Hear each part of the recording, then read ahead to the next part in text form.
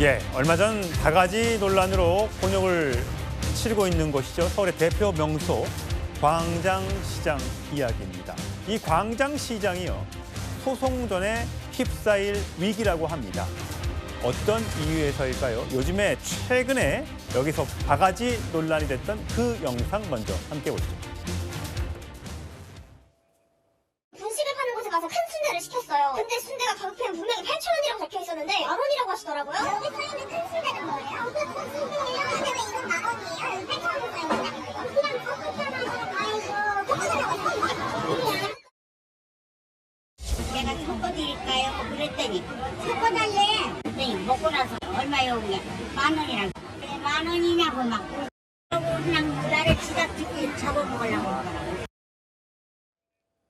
예, 광장시장에서 바가지를 씌웠다. 8,000원짜리를 시켰는데 10,000원짜리를 주고 나서 당신 이렇게 시켰지 않느냐, 이 논란이었어요. 그러니까 저 논란 말고도 과거에도 광장시장에서 바가지가 있다는 논란이 다른 것도 있었는데 저게 이제 겹치면서 요즘 광장시장에 특히 한국인 손님이 한 3분의 1로 많이 줄었다고 합니다.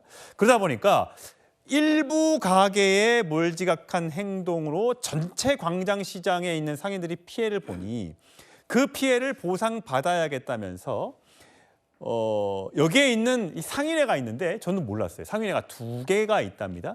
점포, 그러니까 가게를 이렇게 딱 차려놓고 하는 점포 상인회와 일반 상인회, 이 노점상 상인회 간에 나눠져 있는데 저 문제가 된 바가지를 씌우는 거는 노점상 상인회니까 일반 상인회에서 야, 이거 노점상 너희도 잘못했으니까 이거 돈 물어내야 돼 라고 하면서 청구액 3억 원 규모의 이 손해배상 청구 소송을 제기할 예정이라고 합니다. 이게 가능합니까, 법적으로? 일단 여기 광장시장에 대해서 좀 이해할 필요가 있는데요. 광장시장 자체가 우리가 보기엔 다 광장시장이지만 광장시장과 광장 전통시장으로 나뉘어 있습니다. 그런데 광장시장은 여기는 그냥 식당만 있는 게 아니라 뭐 포목점이라든가 양복점이라든가 여러 가게들이 있고요.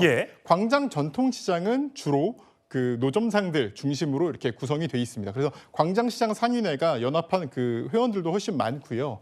이 두 상인회 간에 약간의 갈등이 예전부터 있었다고 하는데 광장시장 상인회 입장은 광장 전통시장 상인회에서 노점상에서 잘못된 행동하는 거를 제대로 처벌하지 않는다. 그것 때문에 우리가 피해를 본다. 특히 이제 뭐 육회집이라든가 무슨 뭐 전집이라든가 이런 집들도 많거든요. 이런 집들이 사실은 노점에 의해서 생긴 논란 때문에 더 많이 피해를 본다라고 얘기를 하면서 3억 원의 손해배상 청구를 하겠다고 얘기한 겁니다.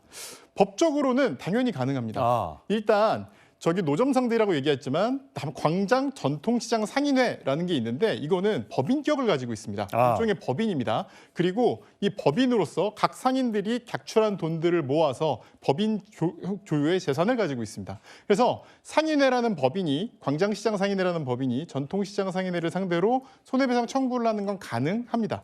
다만 약간의 문제는 전통시장 상인회가 고유의 재산을 많이 갖고 있는 건 아니고요. 그다음에 노점상들 개개별 노점상들의 이제 소송을 거는 게 아니다 보니까 이 상인회가 3억 원이라는 돈을 사실 가지고 있을 가능성은 별로 없거든요. 그리고 예를 들어 뭐 한 5천만 원만 갖고 있다고 했을 때 나머지 2억 5천만 원을 다른 노점상 상인들이 부담할 책임은 사실 법적으로는 없습니다. 법인이기 때문에.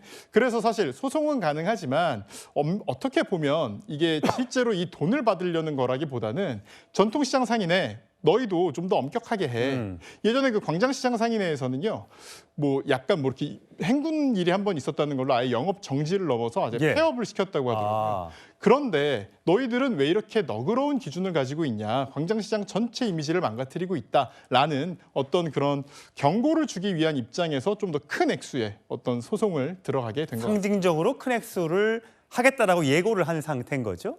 형진 부장 보면 요즘에 얼마나 경기가 어렵습니까? 그래도 외국인들한테 입소문이 나면서 정말 저도 가보면 외국인들은 진짜 많더라고요. 하지만 외국인들을 신경 쓰느라 그런 것인지 오히려 한국 사람들이 오면 푸대접을 받는다라는 얘기를 하고 오히려 뭐 역차별을 받는다는 얘기를 하고 바가지를 씌운다라는 얘기가 있고요. 이 상인들의 입장도 이해는 갑니다. 매출이 줄고 300만 원을 매출이었는데 논란 이후엔 100만 원 정도밖에 안 되니까 이거 우리도 뭔가 대책을 마련해야 되는데 그냥 대책 가지고는 다시 손님이 안 돌아올 것 같으니까 이런 극단적인 극약 처방을 내리는 것 같기도 한데 이건 어떻게 대책을 마련해야 되는 거예요? 법으로 만들 수도 없는 거고요. 그렇죠. 이걸 뭐 법으로 규제하고 막 강제할 수는 없는 거라고 보고요.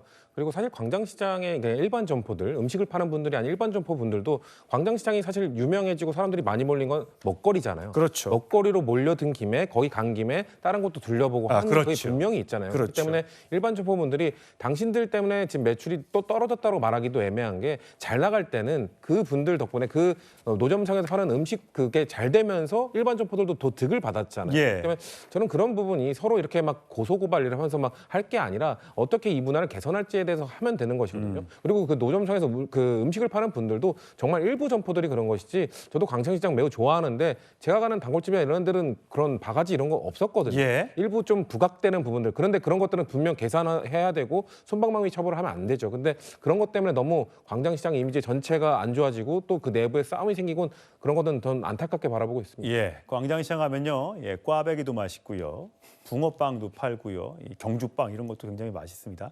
일부 상인 때문에 이 상인 전체가 매도된다거나 그래서는 안 되겠습니다.